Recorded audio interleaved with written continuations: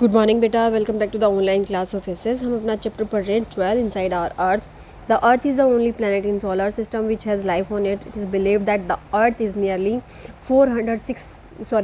4,600 million years old. In the beginning it was in molten stage. Gradually it cooled to form the solid outer crust. The earth has reached its present form through many phases. It consisted of many concentric layers like the layer of an onion. A detailed study of interior of the earth is done by geologists. It is necessary to know the structure of the earth as the nature of the earth changes that take place in surface of the earth very much depend on it.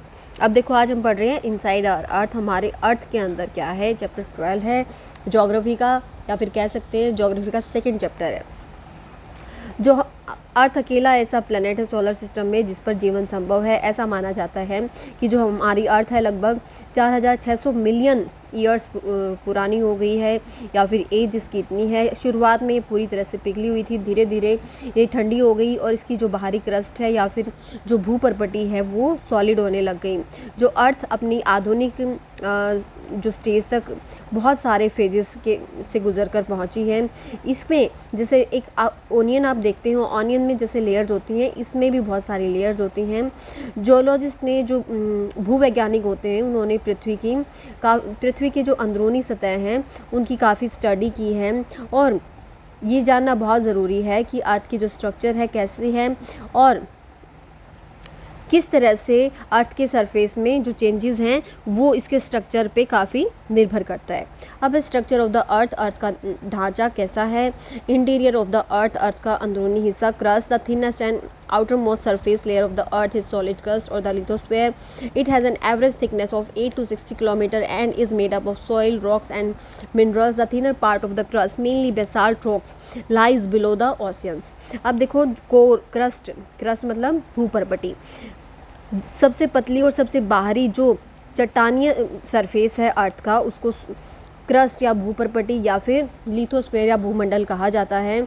इसकी औसत मोटाई 8 से 60 kilometre है। यह मिट्टी, चट्टानों और खनिजों से बनी हुई है। थिनेस्ट पार्ट, क्रस्ट का सबसे पतला पार्ट कहाँ होता है? ओशियंस के नीचे, जिसमें ज़्यादातर बेसाल्ट चट्टानें होती हैं। The crust the continents is thicker and very uneven. जो महाद्वीपों का क्रस्ट है या भूपर्पटी है वो मोटा है और असमान है, कहीं पर इसकी ज़्यादा मोटाई है और कहीं पर कम है। It has lighter rocks, mainly granite. यहाँ पर जो चट्टानें हैं उतनी भारी नहीं है, मुख्य रूप से यहाँ पर ग्रेनाइट है। एंड इज़ कॉल्ड सियाल, और इसको सियाल मतलब सिलिका और एल्यूमिना से मिलकर बनी है और इसमें मैग्नीशियम की कमी होती है।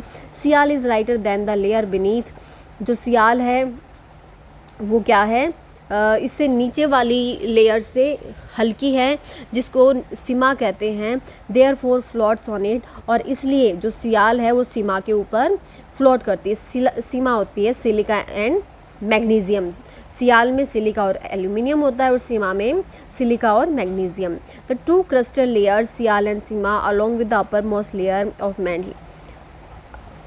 Layer of crust are referred, नहीं बेटा मेंटली आएगा, are refer to as lithosphere. Crust की दो लेयर, सियाल और सीमा, और मेंटले की जो ऊपर वाली लेयर है उसके साथ मिलकर लिथोस्फीयर बनाते हैं। आगे हमारा mantle. Beneath the crust there is a layer of very dense rocks known as mantle और mesosphere made up of dense molten minerals. Scientists think that the mantle is about 2900 kilometre thick. अब crust के नीचे एक layer है जहाँ पर बहुत ही घनी चट्टानें हैं और इस लेयर को मेंटले या फिर मेसोस्फीयर कहा जाता है। ये बहुत ही घने पिघले हुए खनिजों से बनी हुई है। वैज्ञानिकों का मानना है कि जो मेंटले है उसकी मोटाई लगभग 2900 किलोमीटर है। ये देखो बेटा, ये क्रस्ट है और क्रस्ट के नीचे ये मेंटले है और इसकी मोटाई मानी गई है 2900 kilometre. More than half of the Earth's mass is in mantle. The upper mantle is made up of material that comes out as lava during volcanic eruption. अब अर्थ का आधे से ज़्यादा जो हिस्सा है, मास है, जो भी मिनरल्स, रॉक्स, जो भी मतलब भार है वो किस में है? मेंटले में है। ठीक है बेटा। और जो अपर मेंटले है वो upper mantle is made up of material, वो उस मटेरियल से बनी है जो बाहर वोल्केनिक इरप्शन से जिससे लावा या फिर मैग्मा से बनी है हम कह सकते हैं।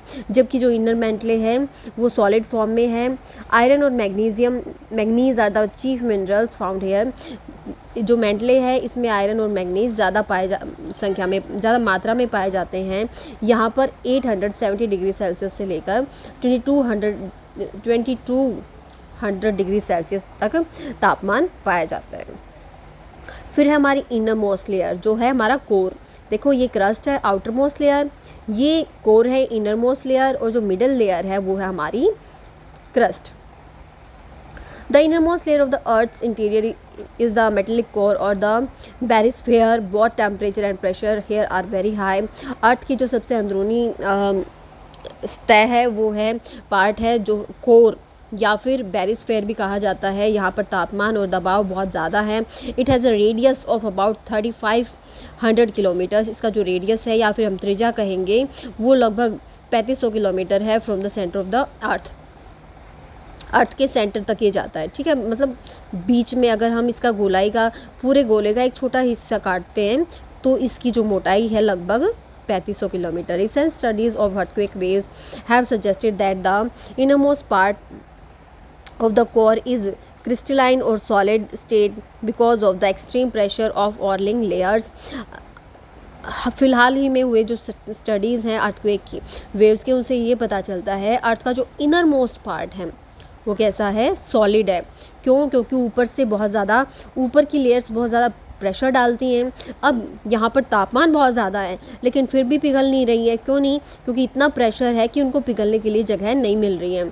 तो इसलिए हम कोर को 2 पार्ट्स में पढ़ते हैं, outer core and inner core.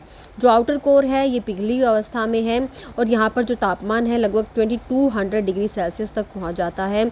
और आउटर मोस्ट किससे, कौन से 2 कंपोजिट से बना है, निकेल एंड आयरन। जबकि जो इनर ओर है ये और भी ज़्यादा डेंस है और ये सॉलिड है और ये निकेल और आयरन से बना है जिसको निफ़े कहा जाता है।